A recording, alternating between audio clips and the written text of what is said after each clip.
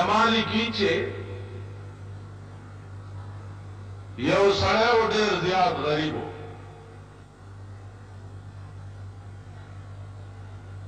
او داسې غریب و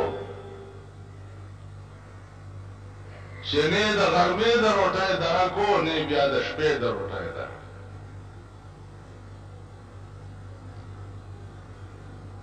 نو په لاره روان دی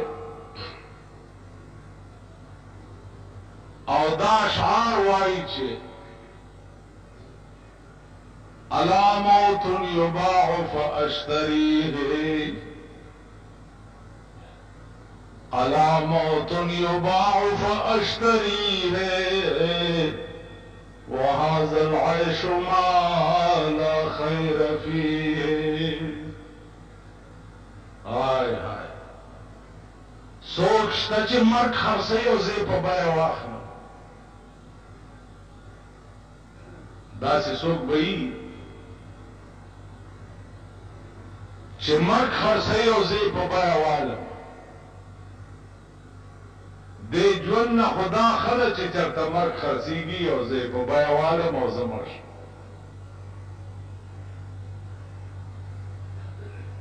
ځکه چې د ځان لوږه خدا سره برداشت کی لیکن د بال بچ لوږه برداشت کول چې دي خدای دې چاته نه ښیي دا د سړي د برداشت نه وه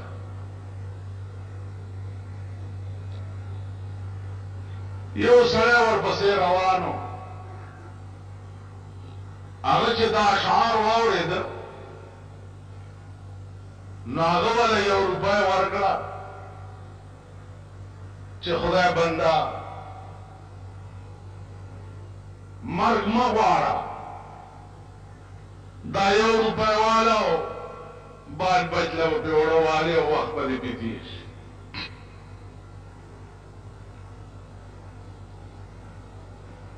سړی ډېر خوشحال شو روپۍ واغسته وړه مړه وخت یې پټال د زمانه انقلاباتو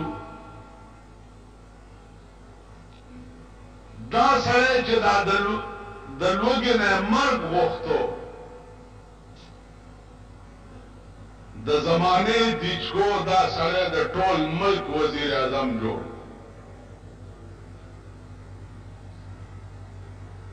یا داسې حالو چې د لوږې نه مرګ پسې ګرځېده او یا بیا د ټول ملک وزیر اعظم شو هغه سړی چې چا وله 1 روپۍ ورکړې وه بیا هغه داسې غریب شو چې هغه بیا ځان له مرګ لټولو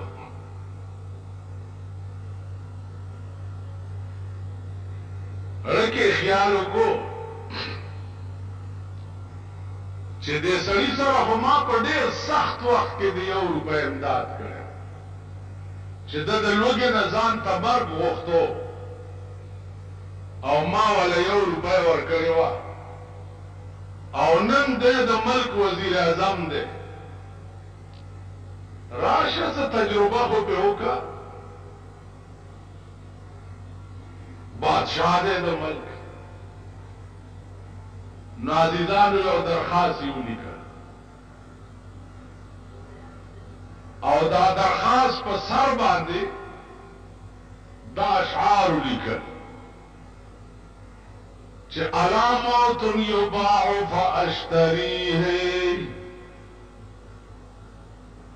الا موت یباع فاشتریه وهذا العيش ما لا خير فيه او وزیر اعظم صاحب زاغ سړی ما چې تا د لوږې نه ځان ته مرګ غوښتو دا شعرونه دې وي او ما په ډېر سخت وخت کې تا له 1 روپۍ درکړې وه نن هغه حال چې کوم ستا و نو هغه په ما راغلی دی نن ته د ملک وزیر اعظم په دې درخواست باندې غور وکړه که څه امداد را سره کولی شي.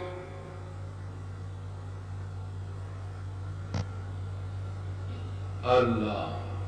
درخواست چې څه وخت کې وزیر اعظم ته ورننوت، وزیر اعظم ورته ډېر وژړل. دا د پاکستان دا کوسړب وزیران نو درخواست ولا یو څه ایشو پیشو پیونی کی چې امریکې ته یو څه نو او زما ما په آرام کېنه داسې هغه وزیر چاته لیکي دلته ځای کوم هغه ورځ یو هلک ما ته راغی ویلي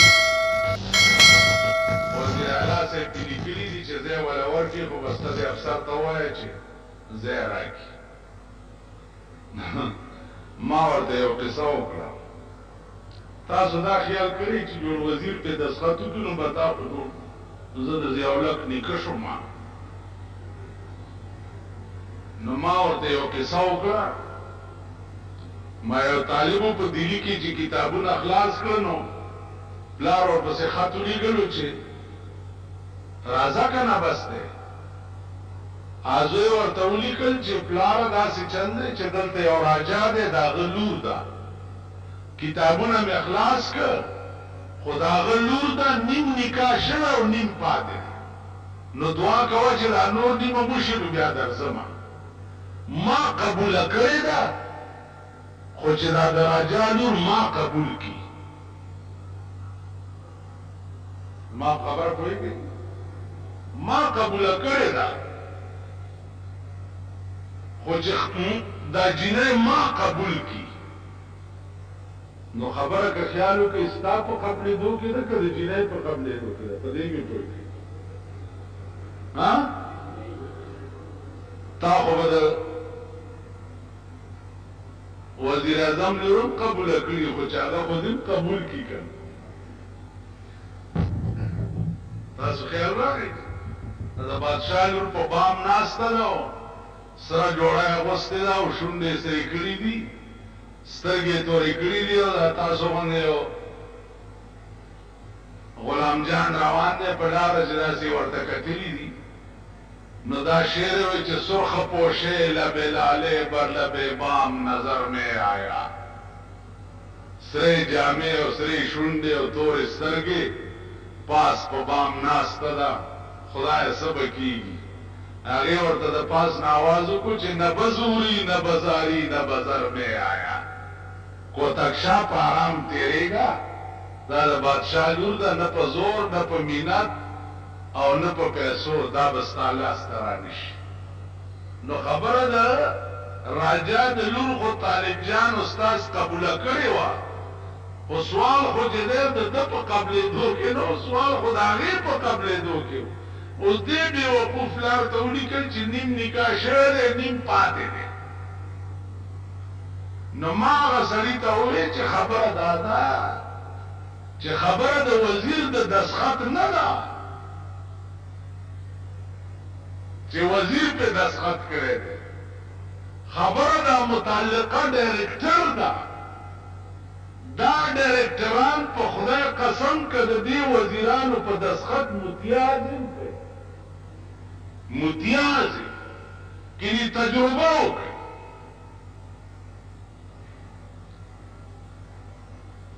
نو مالې په حرام کې وزیر صاحب کړی دی خلاصې تاسو یو ټلیفون ورته وزیر صاحب کړی ما دا ماته ووایه چې بې وزیر یې درته څه وکړم دا راته ووایه وزیر کړی دی اوس ته به وایي چې بیا به خلقو ته وایي چې د وزیر په دستخط شوه زه ابن سلام لنډه وه د وزیر دستخط شوی شی چې ما رانږدې کو په لتو به در باندې وخېږي. عرض مې دا و چې داسې وزیر نه و هغه چې درخواست ورغی نو ورته یې وجړل او ډېر یې وجړل.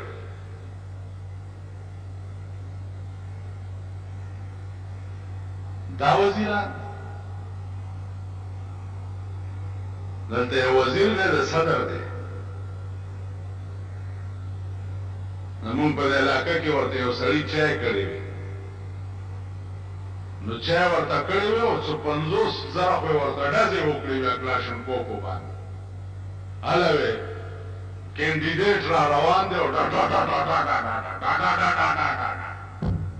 اوس سړی چې د ویاړۍ خبره راشي ما پسې رامنډه کي چې دا دروغه ته به لږونه وایي چې د ویاړۍ لږه صفا کي چواري ګنده کړې ما دا وزیر پسې رضا که نه چا ته دې چټه دې کړې هغه تاسو پسې ګرځه که ما نه وایي اوس نو دا خلق تاسو بارها ټرای کړي بارها هم کتلي وزیران دیتا نه وایي حکومت دیتا نه وایي حکمران دیتا وایي چې درخواست ورغی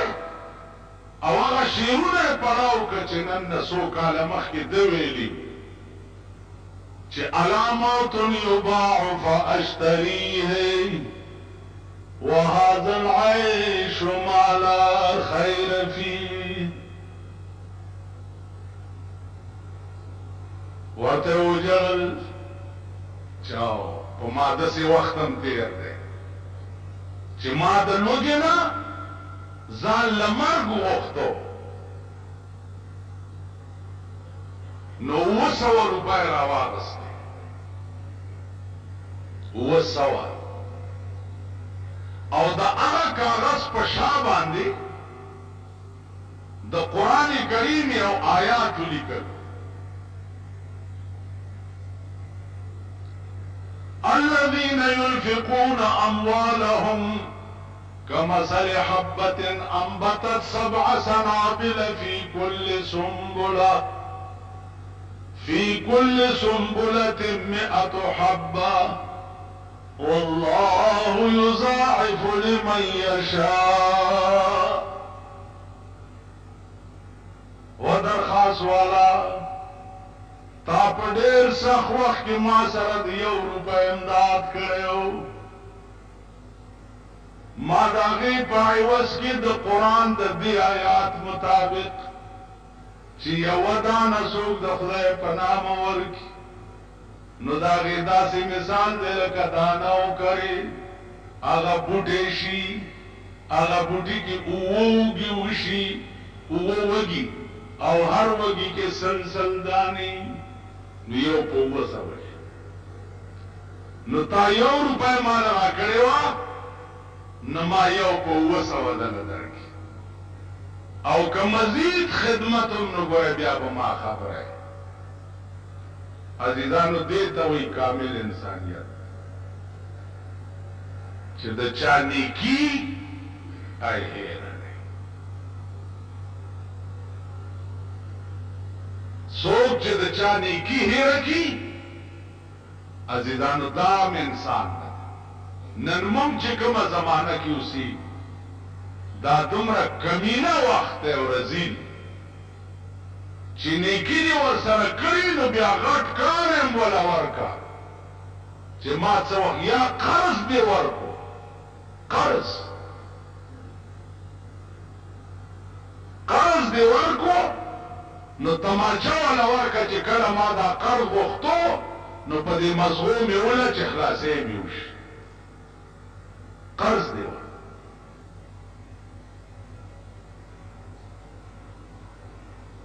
پخوا به قرضونه خلقو چاله ورکړه قرضدار وکې دی قرض دا زمونږ د دوایي کار په خدای قسم ماړه خلک چې قرض یې وړی دی بیا په دې لار نه تېرېږي یا چې تېرېږي په سایکل نو داسې تیز تېر شي لکه د ګولۍ په شان وته کور دې وران شه خو 30 روپۍ دي یا 50 یا 50 کور دې وران شه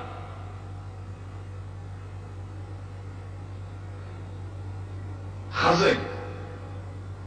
انسانیت ته ګوره بله ورځ یو ښځه راغله ویل 2 کاله وشو زه وطن ته تللی وم او د دې دکاندار ما باندې اتانې پاتې وې په دوایي کې اتانې نو 2 کاله پس رالما ما چې هغه اتانې ورکم هسې نه چې قبر لی په غاړه یې ونس ښځه سړي شیخان ګیرې به یې دوایي به یوسي بیا به مزار بزرگ سړی اولیاء صاحب پردې واورئ یوه پیسه دی چې پردې خوړلي یوه پیسه قیامت کې به درته وویلی شي چې جنت ته ځه خو د دې سړي در باندې یوه پیسه ده هغه دله ورکړه نو بیا وایي چې دې منډه کې پیسه به د جهنم په بیخ کې ورته ښکاره شي نو دی به ورپسې ورټوپ کړي چې پیسه راوچته کړي پاس چې راځي بیا به ترې پرېوځي نو بیا به ورپسې ورټوپ د خدای خوښه ده چې دا یو پیسې په عوض کې څومره غوپې وله په جهنم کې وي یو پیسه نن پردی مال خوړل خو زمونږ د مور پای دي نن ته وګوره ستا په دې ملک کې څه ظلم راوړه څه ظلم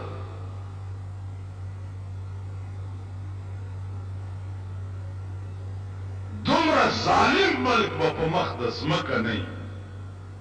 لکه پاکستان چې او دومره ظالم ولې د دې نااهله حکومت د لاسه د دې کمسلو د لاسه دومره عظیم ظلم دا ملک د خدای د ماښام نه راپهیسته د ماښام نه راپهیسته بیا پیرنګیانو امریکې ته حواله کړي دا کمسل او دا کمینه د دې څوکې او دوی ته خپل ملک ملک شي د 9 کالو ماشوم تختوا د 9 کالو ماشوم او یوه نیمه میاشت د 9 کالو ماشوم او بیا پې 2 لکه روپۍ واغستې او غیره کړې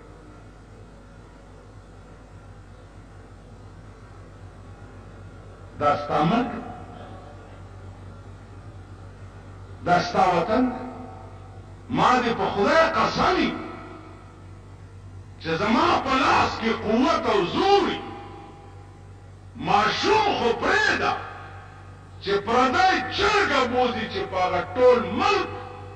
درته داسې بمباري وکړم چې درته یې لوټه لاندې باندې پرېږدم داسې خلک که ژوندي په دوی څه خدای دې په دوی سیلاب راولي طوفاني نوح پې راشه چې لوټه یې لاندې باندې پاتې دې ظالم قوم کې چې زه اوسېږم